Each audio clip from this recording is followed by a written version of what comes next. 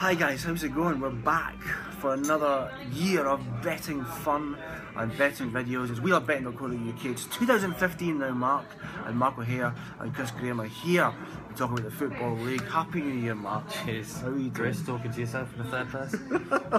Apologies, it's very arrogant. I'm not an arrogant person, as you know. Quite insecure. But anyway, how was your Christmas? Lovely, very quiet, lots of family around, lots of fun, silly stories. Silly stories. Alcohol. Charades. We actually did. Did you? First time ever. So middle class English. So middle class. We just got any fights and stuff like that. That's my heritage. Anyway, we're back for a new year. We're confident. We're at the second half of the season. It's getting tight. It's getting Business end. The business end where the big boys hang out. You've got 4 bets this weekend. You've got a fun bet and 3 regular bets. Starting off with the game, the championship on Saturday. A man that you have opposed vehemently in 2014 and I opposed at the weekend in the FA Cup, both to a great credit. Stuart Pearce, Nottingham Forest, home to Sheffield Wednesday on Saturday. Are you opposing Psycho again? Very predictably, yes. 7 games without a win, 4 defeats in that time. Rochdale, of course, were one of those. As you say, since the start of the season I've been happy enough to oppose Forest. A lot of investment gone into that team, but with Stuart Pearce at the helm, I just don't feel he's got the attributes to take that team onto the next level or challenge for promotion. And they look bereft of ideas going forward now. Sombalonga's stopped scoring, Mikel Antonio's kind of lost his spark from the start of the season. Defensively they look pretty hapless as well. It's not a great mix, just 2 wins down 17 games. Both came against sides who were very out of form at the time, Norwich and Wolves. And Pearce has himself admitted that after last week's game that he's probably been given a little bit of leeway because of his reputation, because of who he is, which doesn't exactly With confidence. No, for a visit for a Sheffield Wednesday team who are incredibly tough to beat. 6 defeats in 24 league matches this season, just 2 away from home. In their 12 games. It's been a sterling effort for a team which, probably bottom half dwellers, you could probably call them, at the start of the season. But they've already won at Blackburn, already won at Middlesbrough, took a point from Brentford in their 3 away games to top half teams. So a visit to Forest isn't going to fill them with too much. But anyway, they've won 4 of their last 6. They've kept 11 clean sheets already this season. They're really hard to break down. Forest is 6-5 to win this game. I think it's a horrible price. The last 3 teams to go to the City Ground were Birmingham, Leeds and Charlton.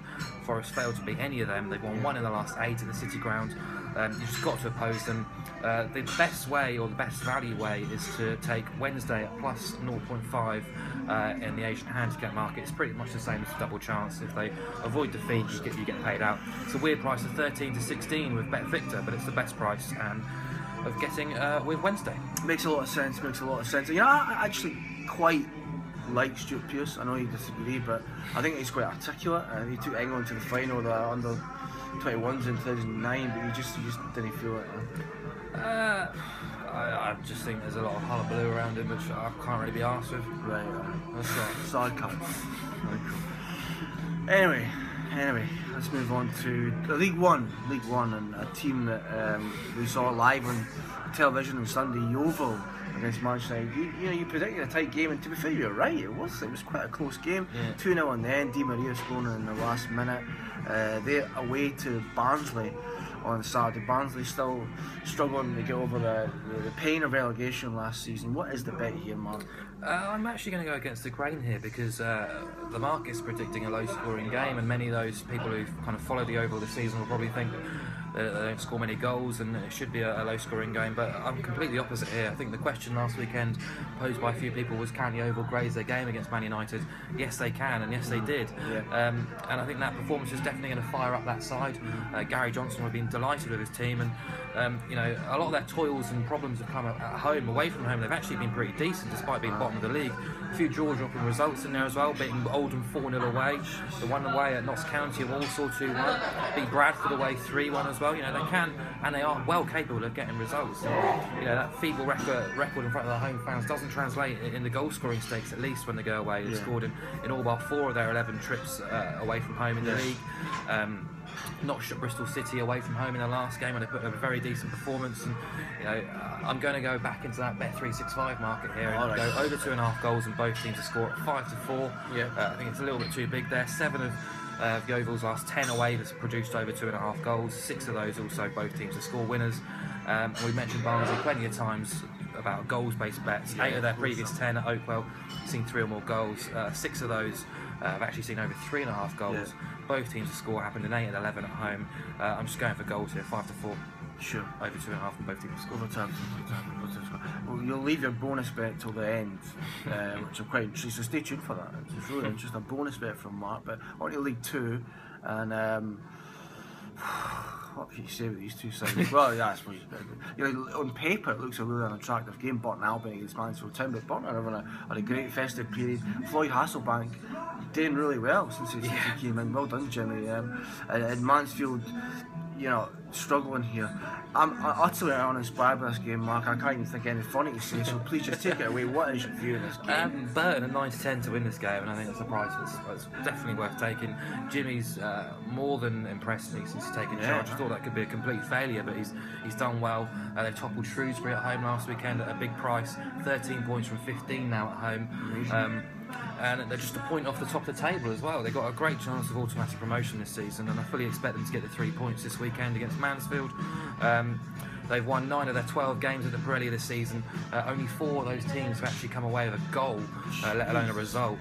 Extraordinary and very good home record, especially defensively, and especially when they play lower league teams or struggling teams. They've won 11 of the last 12 when hosting bottom 6 sides. Mansfield fit into that category. They've had their own sort of struggles this season. Lost 5 of the last 6 at top 6 teams. 3 of those by a margin of at least 2 goals. They've only scored 18 goals this season. Failed to score in 7 of their 12 away. Paul Cox, of course, was dismissed. Adam Murray's taken charge. Hasn't really got the bounce that the board probably wanted after a decent win against Plymouth in his first game. And they were pretty well convincingly beaten at Luton and Bury in their last 2 away games. So fully expect Burton to win at 9-10. I think it's a price worth taking. It's a nice price. It's a nice price, definitely. On your bonus bet, and you've been itching to share this with the hopefully numerous viewers who tune in. And what? Go for it. What is it? Take it away. Basically, game of the weekend in League 1. Sheffield United against Preston North End. Sheffield United have been struggling in the league. I think they've won once since October in the league.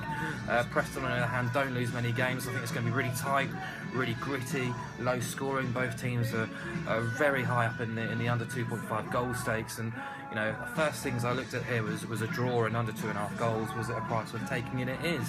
And I looked a little bit closer and I thought, well, actually, both teams have got outstanding records for scoring goals. If you tally both teams together, they've scored in 40 of their 45 league matches this season. And actually, of the draws that they've had, I think 10 of the 12 draws between the 2 teams this season has been 1-1. And I really wouldn't be surprised if it was another 1-1 draw this weekend. I'm going to break a rule. I never back correct scores, but I think this one, if there is one to back this season at 6-1 with BetVictor, is the 1-1 correct score. Yeah, I like it. And as you just said that, the wonderful strings of Bittersweet Symphony with the verb of come on this pub, it feels like it's got to come in. So if it comes in, you can thank the verb, you can thank Richard Ashcroft, and you can thank Mark O'Hare.